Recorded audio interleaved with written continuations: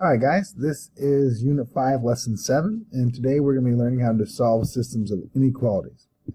This whole lesson should hopefully be pretty easy for you, and you probably can complete most of this without any help.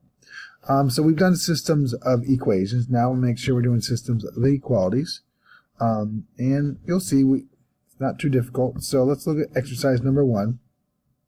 First of all, they want you to figure out, is these points a solution to that system over there? So you should be able to tell me yes or no if each of those are a solution. So go ahead and do that now and hit pause and only play once you have an answer.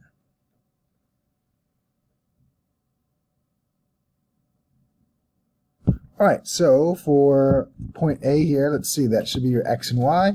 Should have plugged it into our first inequality here, and that works out. That's true. Plug it in the second inequality. When we do the work there, we find out that to be true. So yes, this point is a solution to this inequality there. Then when you tried point B, you plugged it in the first inequality, and that works. And then you plugged it in the second inequality, and hopefully you found out that that didn't work. So therefore, this point doesn't work in both, so it is not a solution. Now what they want you to do is go ahead and graph the solution to this system.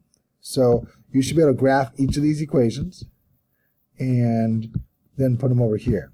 I'll help you out with the first one, because remember that these have to be in slope-intercept form, if you forgot. We need our y all by itself. So I kind of did some work here.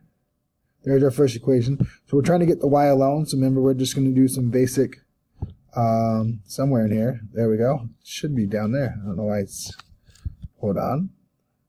There we go. So some basic operation. Subtract the x from both sides. Remember, you can't subtract these, so I'm just going to write negative x plus 10. And now that we have this, we can figure out our slope and intercept, right? Slope's the number in front of the x, written as a fraction. Intercept is the 10. And now you guys should be able to graph this equation on the graph there. Remember what we do with the inequality. So give that a try and see how you do. So hit pause, graph this first one, and hit play once you're done.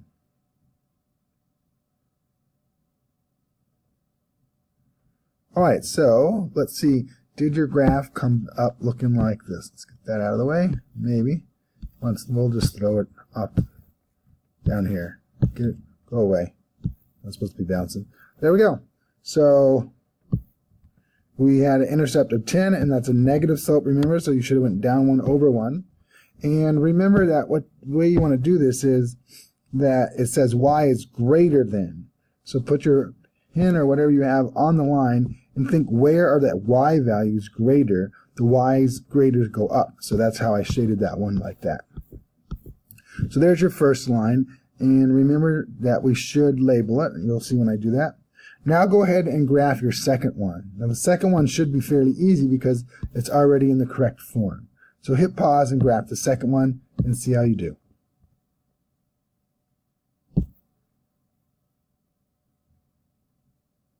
Alright, let's see how you did. First I have to get rid of some of this stuff here. And now let's get rid of this graph. Let's throw it down there. Alright, so there is the second one. And we did that with this here. I thought I had some work. I don't know if I covered it up. Oh well. You guys should know that basically the intercept is negative 5 right there. So that's where I started, down here at negative 5. And then the slope is 3 over 1. Remember, we want to write it as a fraction, so I went up 3 over 1, and that's how we're to graph that. So you should be good at graphing linear equations. And again, if we look at, let's pick another color. If we look at here, it says y is greater than or equal to, so I used a solid line. And so think about, where are the y's greater than? So again, the greater values go up. So that's why I started graphing these ones here. So you need to be able to get the shading down. If you're having trouble, come see us in class. Now the solution to the inequality is where the two graphs kind of overlap. And back when I was in school, this is the way they made us do it, is we'd kind of have to underline or circle like the area, so you can kind of see what I did in purple. It's this region here, and then you used to make us write an S in there. You don't really have to. And when you shade, don't shade really dark, because if you shade super dark and then you shade super dark, it's hard to find where the overlap is. So kind of try to shade them differently. Notice I kind of went vertical on these and horizontal on those, so when they cross, you can kind of see exactly the space where they're all mixed in there. So this region that I circled in purple, that is the actual solution. Any point in that region would be a solution to the system. Any point outside that region would not. So if you look at these points that we first had, let's do something like this. So this point here of 3, 8. So if I find that 1, 2, 3, and then go up 1, 2, 3, 4, 5, 6, 7, 8, that's the point right there. Made my point a little too big, but you can get the point. And over here, 5, 9, if I try that, 1, 2, 3, 4, 5, and then 1, 2, 3, 4, 5, 6, 7, 8, 9. I gotta make a smaller point here. There we go. It actually comes right down there, and it's just outside the region. So that's why it didn't work in this system over here. All right, so hopefully, oh, and I did a bad thing. I was supposed to put the name of each graph on there, so I should have that written somewhere close to that line. So you guys make sure you do this for a test, and this equation should have been written next to that line. So don't forget to do that. It's important. All right, let's move on to the next problem. Okay, so you should be able to do this whole thing yourself. This is on the graph below. Go ahead and graph the solution to this inequality over here, and then state a point that lies in the solution and state one that doesn't. So go ahead and do that now, please.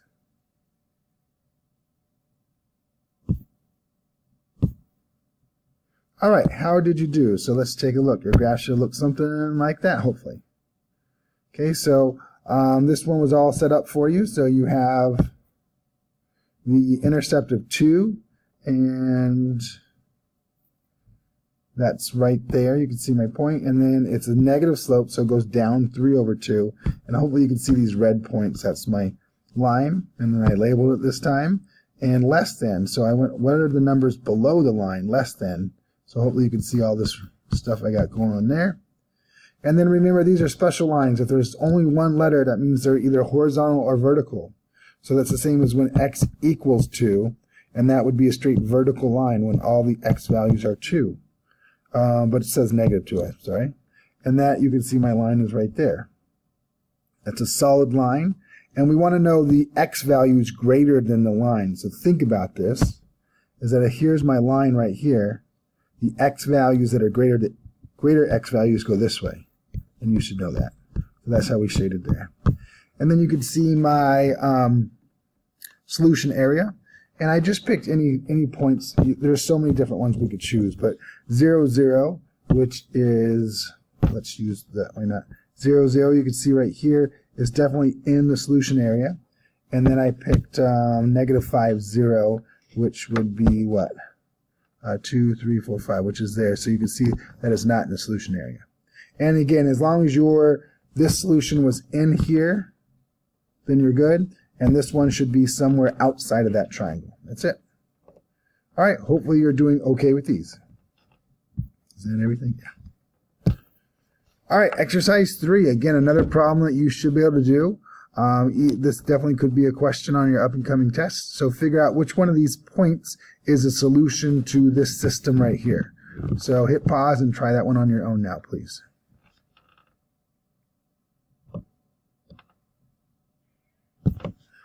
All right, how did you do? So I didn't go through them all, but I did a couple. So I started with this 3, negative 6. I plugged it in here, and as soon as I found it was false on the first inequality, I didn't have to go anymore. So once you get one false, you know you could stop. Then I tried the 0, 2, and I plugged that in, and it did work for the first one. So now I have to try the second inequality. So I plugged that in there and found that it came with said 2 is greater than 7. And that's obviously false, so now that's not working. So then I tried this 4, 10, plugged it in here, did some calculations, found out that that worked. Then I plugged it in the other inequality and found that that worked. So therefore, since we got 2 trues, we know that 4 is the answer. So hopefully you got that. Now, I still don't have the calculator app on my computer, but I could show you a shortcut on using your graphing calculator so you don't have to keep plugging all these in. We can actually graph this on the calculator and use it to help us pick the answer. So I'll show you that in class. All right, hit pause if you need to write that stuff in. And our last question. So again, you could do the majority of this problem on your own. What I want you to do is part A, pretty easy. Determine if these points are the solution to this system way over here. And notice there are 3 inequalities. You can't have that. A system means more than 1. So now we have 3. So hit pause and determine the answer to A, please. All right, let's see how you did for A. I got a no. It worked for the first one, worked for the second one, but then when we plug in X and Y, and this one here, you can see it doesn't work. All right, and for the second point, I found out that all 3 of them work. So this one should be in the solution area. This should not be in the solution area. Okay, now for part B, what you need to do is see if you could graph all these. It's going to get confusing because you're going to have 3 lines. Some are dotted, some are solid. You're going to have a lot of shading going on, so be careful with your shading and see if you can do them slightly different for each line and find that where they all overlap. So go ahead and try to graph that entire system on the graph below.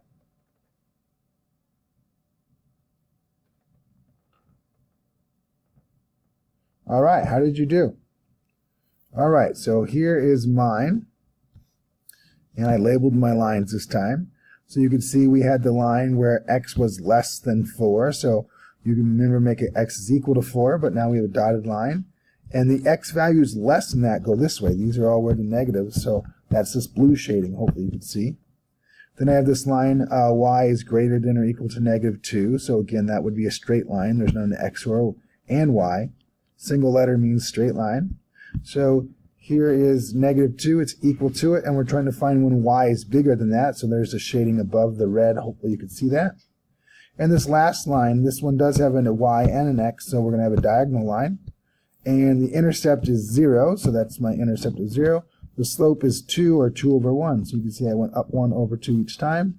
There's my line, and it says y is less than, so where are the y values less than this line? They're below it. So these are the less than y values down here. And we have this complete overlap of all 3 colors right there in the middle. Excuse me. You do not have to do what I'm doing with this here. It just helps hopefully for you guys to see and ask for the solution. They used to require you to do that on the regions. They don't anymore. And then what I did is I put in the points from above, the ones that were yes and no. So that -1, 4 was a no. Remember, see how it's out of the region? And this one's in the region here.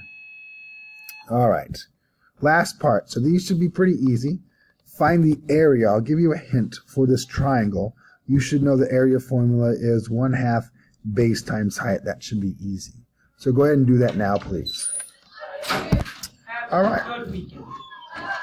And you should get 25 because I found the base of the triangle down here to be 5 blocks, the height to be 10 blocks, and I plugged in the formula, and 25 units squared. We don't know what our units are. And now go ahead and try to answer D. See if you can come up with the correct answer for D. So hit pause and do that now, please. All right, did you get something like this? So basically, it doesn't matter this is dotted because the area is talking about inside the line. So we don't really even count the lines as space when we're dealing with areas of shape. So something like this. This mine's a little more wordy than you need to, but that's how it should come out. All right, hopefully that went okay for you guys, and we'll have some practice in class.